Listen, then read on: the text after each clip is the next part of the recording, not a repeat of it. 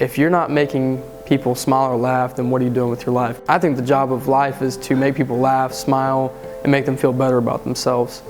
Growing up, Will had a love for playing soccer until he was introduced to football. When 8th grade came, the high school coach said, "I'm sorry, Will, you can't just be a kicker. Like, I don't do that." Since he was an onside specialist coach, he was like, "I want athletes, I don't want just a kicker." And so I was like, all right, man, what do I do? So I went to wide receiver, and my first day, the ball just struck me right in the face. And I was probably the worst player out there, I mean, by far. And guys were laughing at me. I was like, I need to go in. And I went in and came back out, and the coach was like, I really didn't think you would come out. That really impressed me. Without getting any recognition, Will took it into his own hands to create a huddle profile. Coach Horton, Tim Horton, who used to play at Arkansas, kind of had connections with Arkansas, saw my profile, invited me to come take a visit on my junior year spring break. And we were driving from Arkansas to Key West, which was a long drive. And we were driving back up, and we stopped in Auburn. And this place just made me feel like home. And he took us in, and it was an unofficial visit, but it felt like an official. Like people were like, "Wow, like come here, like you're awesome." Made me feel welcomed. In his senior season of high school, he became just the second receiver in Arkansas high school football history to gain 2,000 yards in the season, but he was still only offered 3 scholarships that weren't from Division I schools. 3 days before signing day, I had to decide between the D3 schools or what to do, and because no one else had given me anything. Me and my family had a long talk, and I kind of stormed out of the house really upset, and I got in the car and started playing some music to try to calm down.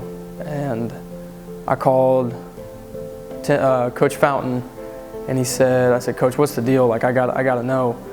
And he said, "Well, we were gonna offer you preferred walk-on," and my heart just kind of dropped. Even though it's preferred walk-on, it was just being here at Auburn. Like I was gonna get away. I was gonna, I had something like going for me. And I called my mom and dad and said, "Looks like I'm gonna be a Tiger." Kids back home, I mean, even little kids who didn't even know me would just say, "Man, you're dumb for going to Auburn. You're not gonna make it." And even my high school coach at one point said, "Dude, you're just gonna go sit the bench. You might as well stay here at in-state and go to the D3 school and show out who you are." My ultimate goal was to come here as a kicker and play as a wide receiver. And I remember I've always kind of kept that reserve, but I remember talking to my parents. I remember talking to my high school coach. His name is Anthony Lucas. He played receiver at Arkansas back in the day. And he said, "Man, I know you're going to get that chance. And when you do, you got to take it." And so I moved to receiver in the spring for spring practice. And I had like a couple plays that were good, and like they could tell I wanted to work hard and like would go for the ball each time. And Devin, my man, would throw me some touchdowns. So we were looking fresh to death out there. We both just got threw out in the fire. We were on the white offense together, which is the third offense, and coach was basically like, "You go deep, you throw it to him," and I threw it, and then he made an amazing catch the first time, and then the second go around, he came up to me and tapped me, he's like, "Hey bro, I know there's a lot of receivers out here, but if you just get a chance, just throw it, I'll catch it, I promise." So nobody was open, and in the back of my head, I remember what he said. I just threw it up again, and he made another amazing catch. And it just took off from there. His story just took off from there. That decision to go to Auburn didn't look so dumb now. Everything started to look bright for Will. He even earned the nickname White Lightning from his teammate because of his speed. When I'm out and about, some people will say, "White Lightning, what's up, man?" When I was in the 7th grade, people called me White Tornado. And so I was like, this is a weird combination. Like, I know it's White Lightning and White Tornado, but I'm super blessed to be here at Auburn. Like, even scholarship players made me feel welcomed. I had brothers, like I got all the gear that they got, and so it wasn't that I felt different as a walk-on. The only thing I felt different was I had to pay for school. Or we sit down and like all the seniors talk, they kind of give their last speech before the season.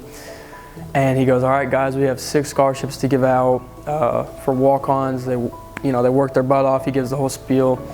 And I remember just thinking my hands are starting to sweat. I'm sitting by all my buddies, and I'm praying that I get one. And in the back of my head, I was like, I've worked hard enough. I truly feel like I deserve one.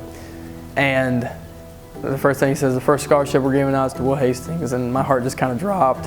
And I called my dad and I said, "Put the phone on speaker, are you with Mom?" And I told them, and they kind of freaked out. They were like, "Whoa!"